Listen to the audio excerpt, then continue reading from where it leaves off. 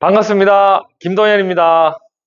지난번에 실패하는 다이어트의 세 가지 공통점이라는 영상 이후로 많은 분들이 감정에 관해서 조금 더 다루어졌으면 좋겠다 라는 요청이 있으셔가지고 오늘도 이제 이 감정 다이어트라는 제목으로 여러분들과 이제 함께 하게 되었습니다. 그 실비아 헤스크비츠라는 이게 이제 요리하시는 분인데 쓴 책 중에 정말 배고파서 먹나요? 라는 책이 있습니다. 우리가 어떤 음식을 먹을 때 몸이 에너지를 필요로 해서 먹는 것도 있지만 허전함이나 이제 외로움 그리고 내가 충족되지 못한 욕구를 달래기 위한 다른 수단으로서 이제 음식을 선택하는 것에 관해서 이제 다룬 책인데요. 이 책 제목이 가만히 읽다 보면 와닿는 게 있습니다. 정말 배고파서 먹나요? 그 제 아내나 이제 딸도 밤에 제가 뭐 먹고 있으면 아빠 정말 배고파서 먹어? 여보 정말 배고파서 먹나요? 라고 이 책 제목 가지고 놀리기도 하고 그러는데 가끔 피곤할 때는 정말 배고파서 먹기도 하지만 허전함이나 외로움 이게 많이 작용하는 게 있습니다.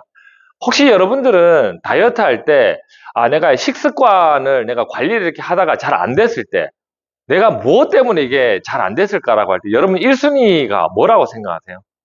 대부분의 사람들은 의지가 약해서라고 생각을 합니다.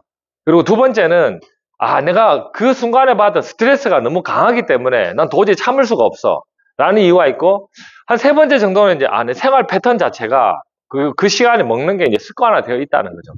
이런 그 의지, 스트레스, 생활 패턴, 내 환경 이런 것들이 작용을 하기도 하는데 그 여러분들이 어떤 다이어트라든지 아니면 이런 거 하실 때 제가 추천하지 않는 방법은 자기 자신하고 싸우는 걸 그렇게 추천하지는 않습니다.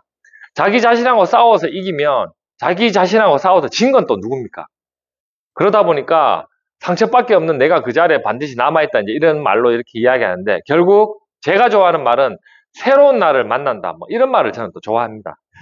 그 1999년도에 그 핀란드에서 4,193명의 남자 3,536명의 여자 이 대상으로 이제 다이어트에 관한 연구를 했는데 15년 동안 주기적으로 다이어트를 한 사람들이 그렇지 않은 사람들보다 오히려 체중이 더 많이 늘어났다. 이제 이런 연구 결과가 있고, 그 미국 정부에서 다이어트 정책을 대대적으로 이제 펼친 결과 비만 인구가 2배로 늘어났다. 이런 이제 동아일보 이거 2012년도 기사인데 굉장히 눈여겨볼 만한 기사거든요.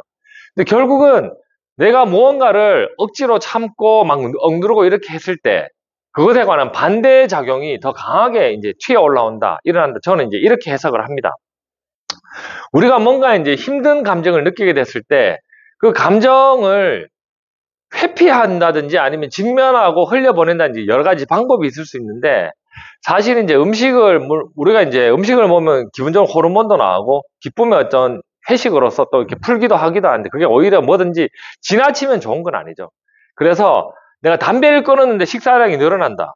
술을 끊었더니 과식, 담배, 커피, 게임, 쇼핑을 더 많이 하게 된다. 그리고 내가 과식, 담배, 술, 커피, 게임, 쇼핑 대신 더 화를 많이 내고 비난을 더 많이 하게 된다. 또 혼자 있는 게 도저히 견딜 수 없게 된다. 이거는 극복되었다기보다는 뭔가 그 내면에 있는 그 충족되지 못했던 욕구나 해소해야 될 그런 감정 같은 게 사라진 게 아니고 대상을 옮겨가면서 있기 때문에 사실은 그 감정을 직면하는 게 필요하다. 이렇게 이야기할 수 있을 것 같습니다. 그래서 우리가 두렵고 짜증나고 우울할 때 내가 몸에서 이렇게 일어나는 감정 같은 것들을 어떻게 받아들이고 느끼고 하는가. 사실 이제 명상에서 되게 중요하게 이야기하는데 그 단적으로 한국에서 몸을 집이라고 불러서 몸집이라고 합니다. 그래서 내 몸 안에서 어떤 일이 일어나는지 그래서 우리가 이제 몸집, 집안의 주인이 있어야 돼요. 근데 뭔가 힘든 일이 일어나면 몸이라고는 집에서 떠나버리죠. 그러니까 집 관리가 안 되는 거예요. 그래서 두렵고 짜증나고 힘들고 슬프고 이렇게 할 때 그 감정을 온전히 직면하고 느껴보고 그 다음에 자기 돌봐주고 흘려보내고 이런 게 사실은 쉽지 않겠지만 이게 성장기에 배워주면 좋긴 한데 우리 학교에서 이제 이런 걸 잘 가르치지 않거든요.